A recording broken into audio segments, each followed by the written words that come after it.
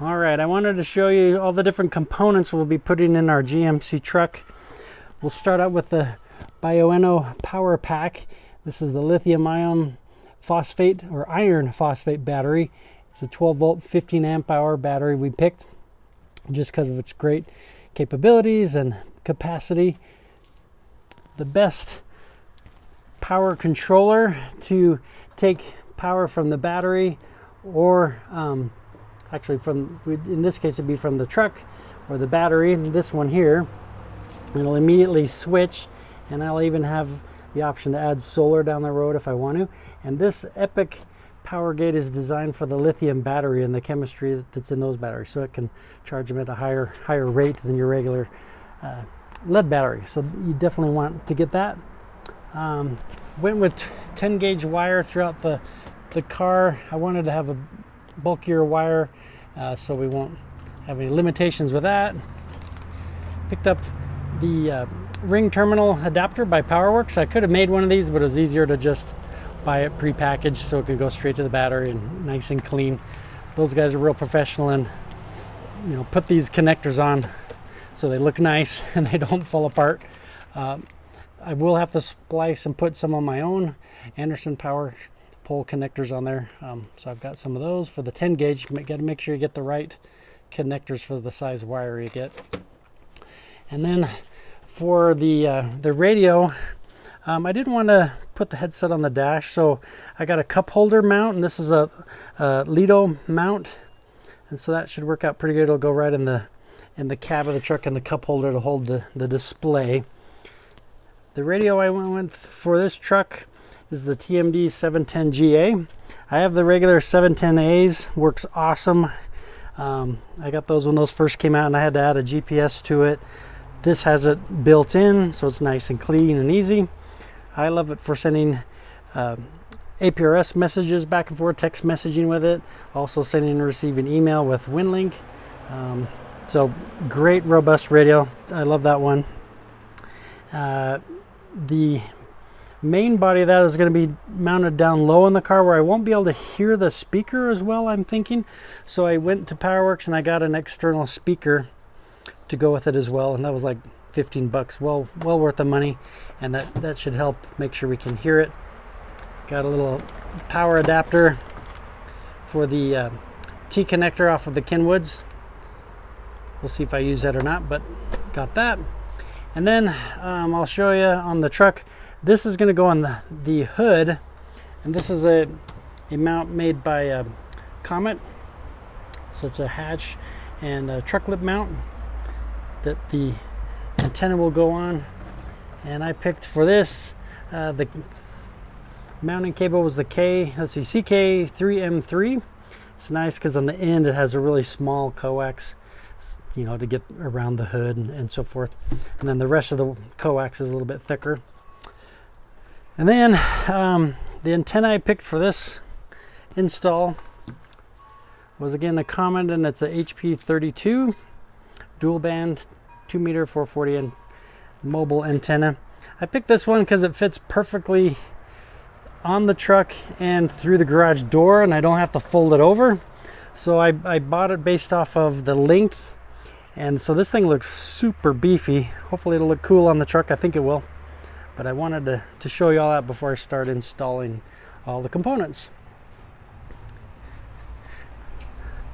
And so we have our new Hitch for Fun tow vehicle, beautiful GMC 3500, and we found where we're going to mount the antenna is right here on the hood, and I'll show you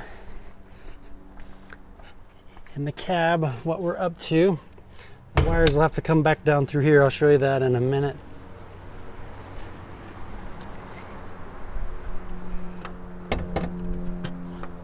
See if I can do this one hand.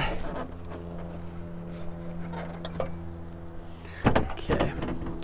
So it's real tricky when you're trying to bring coax and power through the engine component.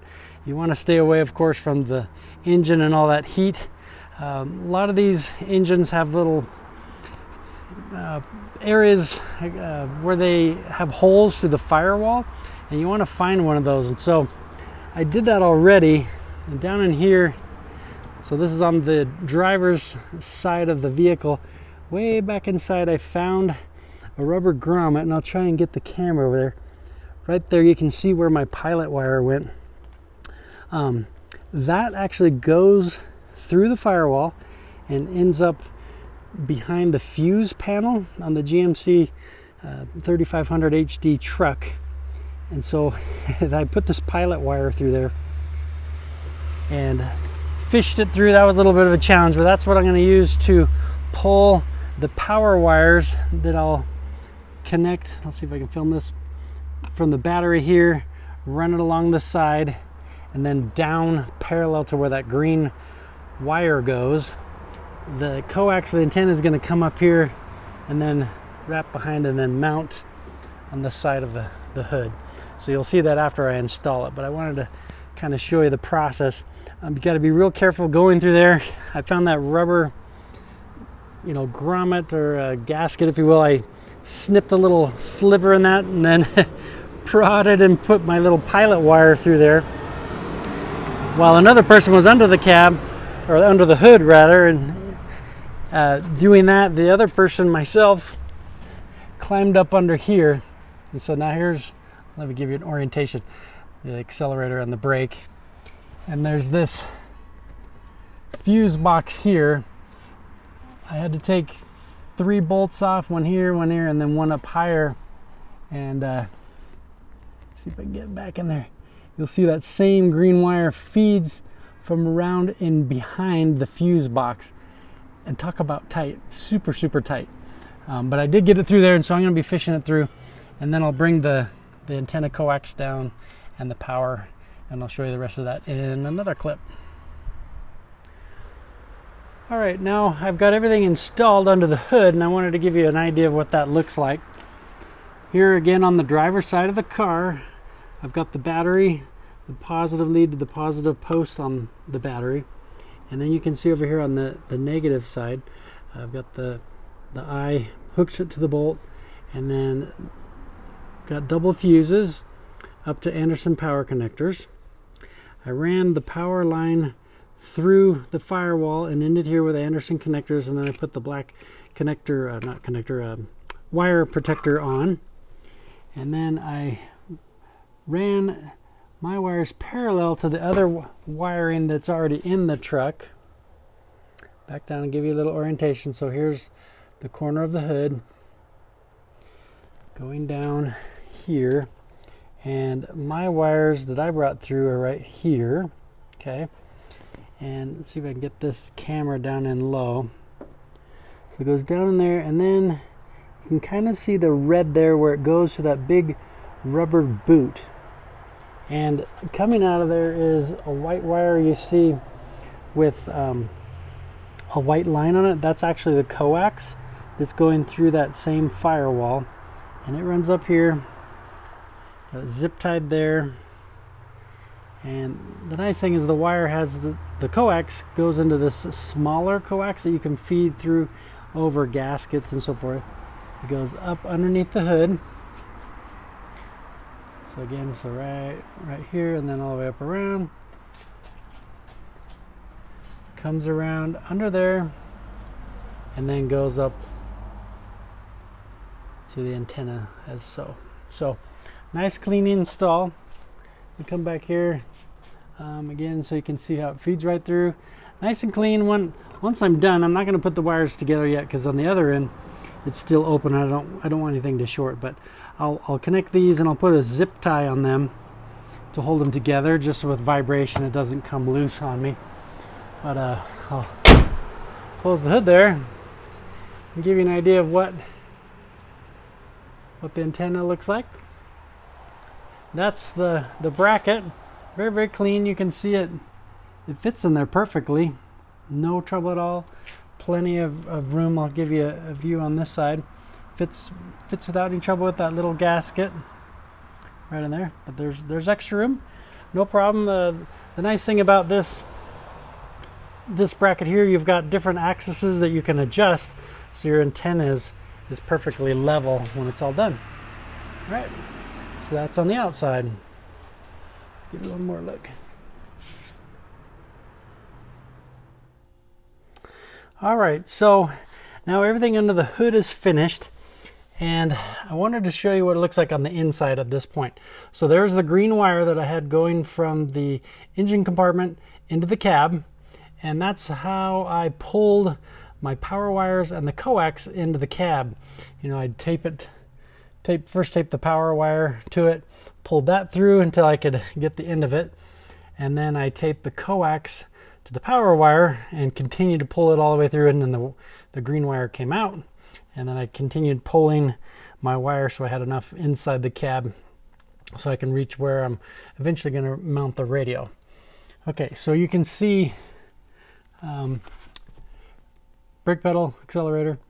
And this is that fuse panel that I had to unbolt and pull forward so that I'm going to reach in there for you, so that kind of hard to see, the power wire and the coax went way up behind that fuse box and came down into the cab. So my next step here is I'm going to find where I'm permanently going to run the power wire and the coax, get those into position, then remount the fuse box so it's secure, and then kind of coil up this wire and coax at this point so I can finish this on another day, and so it's safe around my pedal and accelerator. But I'll show you where I'm going to eventually run the wire. The coax is going to go over into the center console for the radio, but the power wire is going to go down either in the channel here or underneath the rubber mats. We'll see how it fits. I want to make sure it lays nice and flat and isn't noticeable. And it's going to run around to the back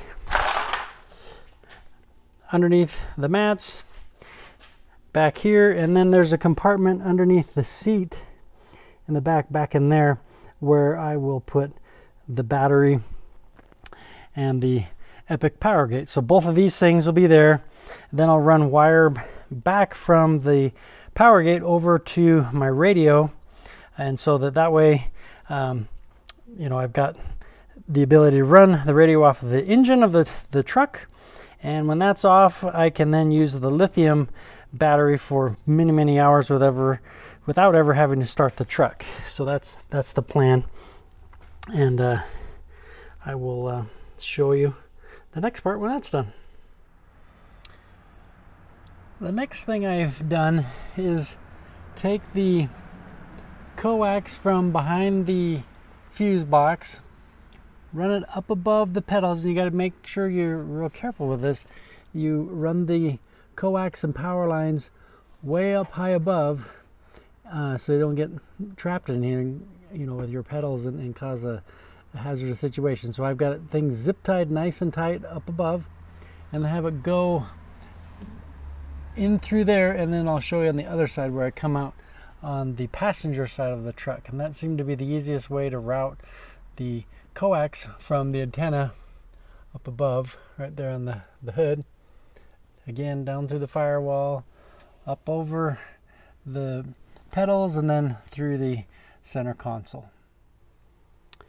Now on this side, I brought the antenna coax out right above this vent that's here. There's a gap, and I stuck actually an old broken antenna. I was able to fish through there and then tape the end of the coax on and then pull it back through this way.